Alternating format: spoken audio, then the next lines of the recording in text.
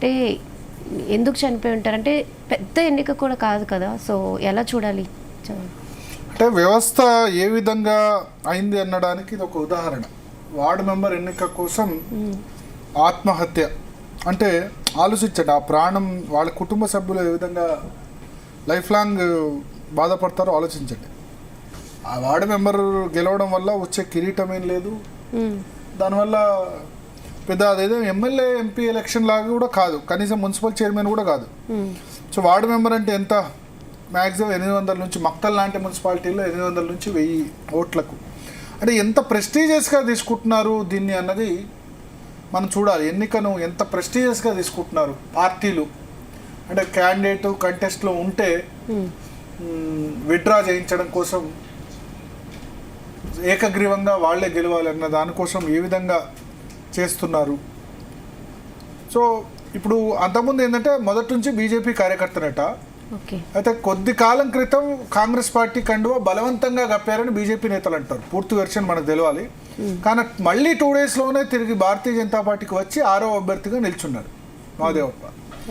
నిజానికి Mahadevappa సోదరుడే Congress party candidate. అంటే ఒకే ఇంట్లో ఇక్కడ ఇప్పుడు చాలా చోట్ల ఏంటంటే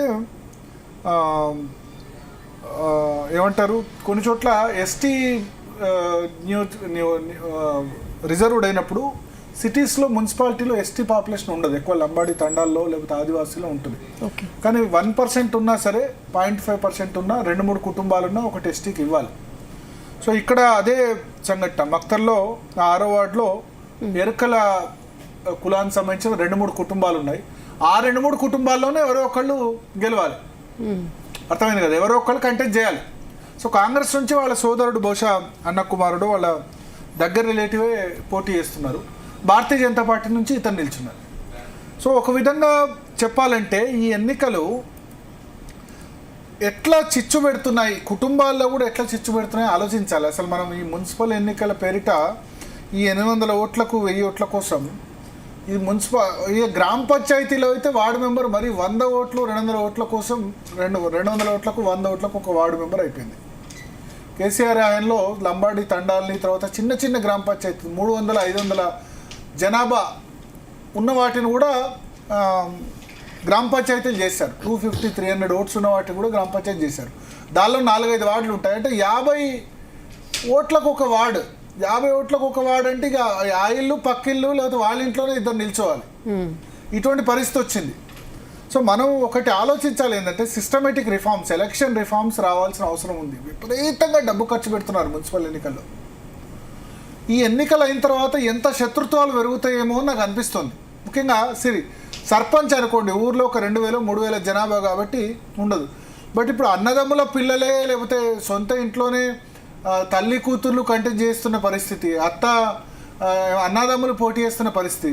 రేపు ఎలక్షన్ అయిన తర్వాత ఎవరో ఒకళ్ళు గెలుస్తారు, ఇద్దరు గెలవరు, ఒకళ్ళ మొహాలు ఒకళ్ళు చూసుకోలేని పరిస్థితి వస్తుంది. సో మనకు అసలు ఈ వార్డు మెంబర్ అన్నది ఇంత తక్కువ ఓట్లకు అవసరమా? ఇంతకుముందు అంటే ప్రభుత్వ ఫలాలు ప్రజలకు అందేందుకు అందరికీ నాలెడ్జ్ లేదు కాబట్టి వార్డు మెంబర్ ఊర్లో మోర్లు సాఫ్ చేయించేందుకో లేకపోతే స్ట్రీట్ లైట్లు వెలగట్లేదు, ఇటువంటి సమస్యలకు చెప్పేవాడు. ఇప్పుడు ప్రజల్లో అవేర్నెస్ వచ్చింది, డైరెక్ట్గా సర్పంచో మున్సిపల్ అధికారులతోనో చెప్పుకోవచ్చు. జగన్ హయాంలో అక్కడ అది పెట్టారు, మన వార్డు ఆఫీసర్, వార్డు సెక్రటేరియట్, ఇటువంటి అన్నీ కూడా పెట్టారు ఆంధ్రప్రదేశ్లో. సో అక్కడ వాలంటీర్లే వచ్చి ఇంటికి మొత్తం ఇచ్చిపోయారు. సో అటువంటి సిస్టమ్ ఉంటే, వాలంటీర్ల సిస్టమ్ మంచి సిస్టమ్, కానీ దాన్ని పొలిటికల్ సిస్టమ్ యాక్సెప్ట్ చేయలేదు. మా వైసీపీ వాళ్ళ పనులేం నడవట్లేదు వాలంటీర్ల వల్ల, అంటే ప్రతి ఒక్కళ్ళ వాలంటీర్ల ద్వారా డైరెక్ట్ అయిపోతుంది. వైసీపీ క్యాడర్ మాట ఎవరు వింటారు? అంటే అధికారంలో ఎవరుంటే వాళ్ళు పెన్షన్ ఇవ్వాలన్నా, స్ట్రీట్ లైట్ పెట్టాలన్నా, మోర్లు సాఫ్ చేయాలన్నా ప్రతి ఒక్కటి కూడా ఆ అధికార పార్టీ చెప్తేనే అయ్యే విధంగా సిస్టమ్ క్రియేట్ చేశారు. సో అసలు ఇన్ని వార్డులు, ఇన్ని మెంబర్సు అవసరమా? 50 ఓట్లకు వార్డు ఇన్ని అవసరమా?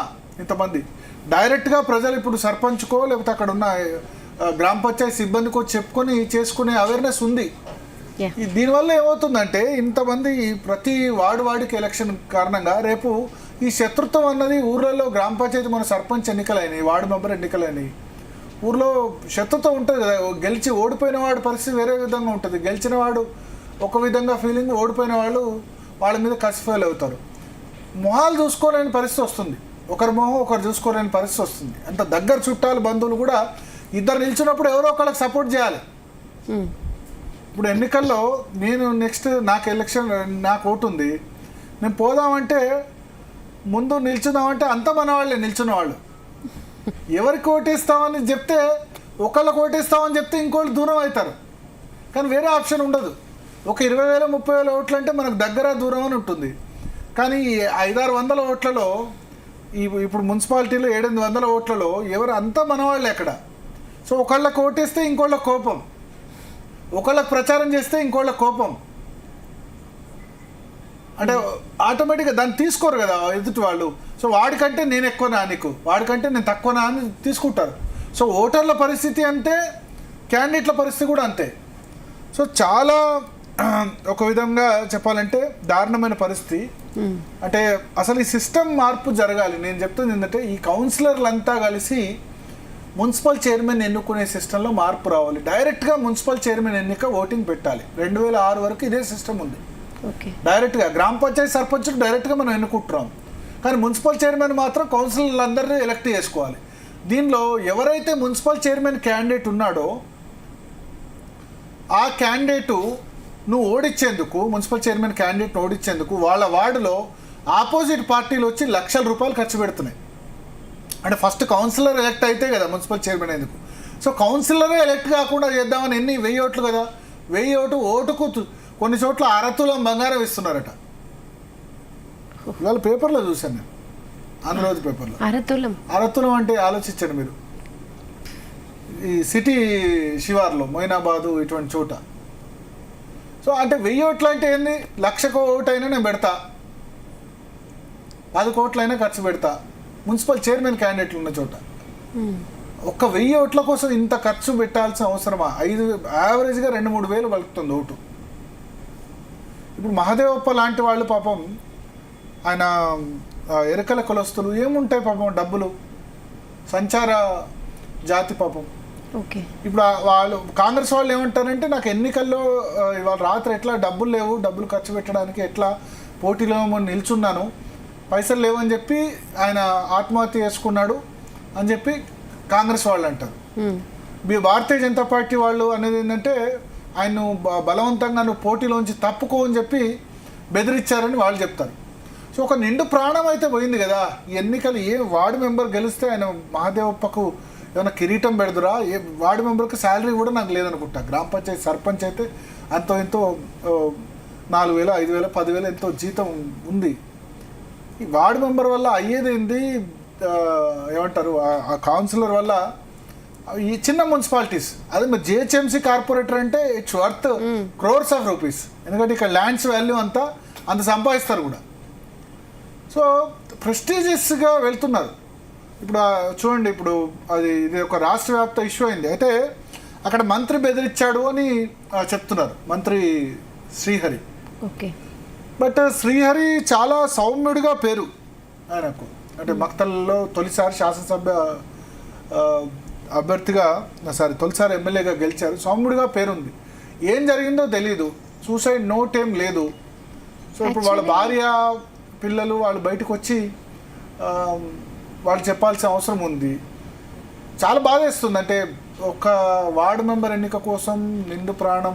యాక్చువల్లీ ఊర్లోనే ఎక్కువ ప్రెస్టీజియస్ గా ఫీల్ అవడం ఇలాంటి చాలా ప్రెస్టీజియస్. అంటే వాళ్ళు గెలుపోవటంలో అంత ప్రెస్టీజియస్ అయిపోయినాయి. ఇన్ని లక్షల రూపాయలు ఖర్చు పెట్టడం అంటే ఒక వార్డు మెంబర్ ఎన్నిక కోసం మినిమం 15 లక్షలు 20 లక్షలు ఖర్చు పెడుతున్నారంటే, ఇంకా ఈ వార్డులో పాపం ఈయనకైతే ఖర్చు పెట్టడానికి డబ్బులు లేవని చెప్పి చనిపోయినాడు అని చెప్పి వాళ్ళు అంటారు కాంగ్రెస్ వాళ్ళు. భారతీయ జనతా పార్టీ వెర్షన్ బెదిరించారు, ఆయన విత్డ్రా చేసుకోమన్నారు అని చెప్పి. ఎందుకంటే ఇప్పుడు ఇతను కంటెస్ట్ చేయకపోతే వేరే వాళ్ళు కంటెస్ట్ చేయడానికి కూడా అవకాశం ఉండదు. ఎందుకంటే ఆ గ్రామ పంచాయతీలో ఏంటంటే రూల్ ఏంటంటే ఆ ఊర్లో కంపల్సరీ ఓటర్ అయి ఉండాలి, వేరే ఊరు వాళ్ళు వచ్చి ఓటు వేయడానికి లేదు వార్డు మెంబర్గా. సో ఇప్పుడు ఈ మక్తల్ మున్సిపాలిటీలో ఎస్టీ ఉన్నదే తక్కువ, ఒకటి రిజర్వ్ అయింది. ఆ నిల్చుంటే ఆ 2-3 ఫ్యామిలీ నుంచే నిల్చోవాలి. సో ముందు కాంగ్రెస్లో జాయిన్ చేసుకున్నారు, తర్వాత వచ్చి భారతీయ జనతా పార్టీ అభ్యర్థిగా పోటీ చేస్తున్నాడు. అతను చేసిన తర్వాత బెదిరించారని చెప్తున్నారు. మాట్లాడదాం అంటే డీకే అరుణ గారు